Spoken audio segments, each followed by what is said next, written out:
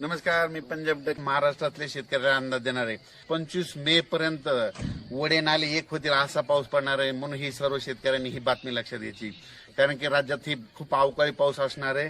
ऊसावाल्यासाठी खूप आनंदाची बातमी, ज्यांना पाणी कमी पडते त्यांनासाठी आनंदाची बातमी. हा पाऊस मध्ये खूप चांगला पडणार आहे. बीड जिल्हा, सोलापूर जिल्हा, लातूर जिल्हा, परभणी जिल्हा, जालना जिल्हा, लातूर जिल्हा, नांदेड जिल्हा, हिंगोली, परभणी, वाशिम, बीड, त्याच्यानंतर संभाजीनगर या खूप भागामध्ये जोरदार पडणार आहे. म्हणून हा अंदाज लक्षात येतात.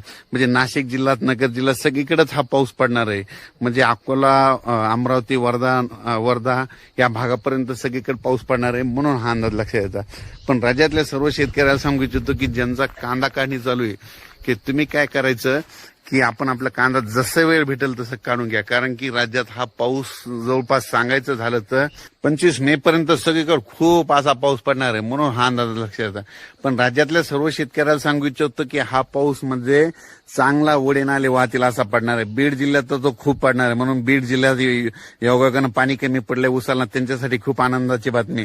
त्याच्यानंतर सोलापूर जिल्हा, लातूर जिल्हा, परभणी जिल्हा, त्याच्यानंतर धाराशिव, त्याच्यानंतर सोलापूर, सातारा, सांगली, कोल्हापूर, शिरोळ, म्हणजे नगर जिल्हा, म्हणजे सगळीकडेच हा पाऊस चांगला म्हणजे वडे नाले वाहतील असा ह्या 25 मे पर्यंत पडणार आहे. म्हणून हा अंदाज लक्षात यायचा. परत राज्यातल्या सर्व शेतकऱ्याला सांगतो की हा पाऊस सांगायचं झालं तर म्हणजे हे 2-3 दिवस नाही चालणार, तर कम्प्लीट 12 मे पासून ते 25 मे पर्यंत दररोज 2-2 दिवस भाग बदलत सगळीकडे पडणार. परत जिल्ह्याचे नाव सांगतो: नांदेड जिल्हा, लातूर जिल्हा, त्याच्यानंतर यवतमाळ, त्याच्यानंतर हिंगोली, वाशिम, अकोला, बुलढाणा, त्याच्यानंतर जालना जिल्हा, जळगाव जिल्हा, धुळे, नंदुरबार, उत्तर महाराष्ट्र, नाशिक, नगर जिल्हा.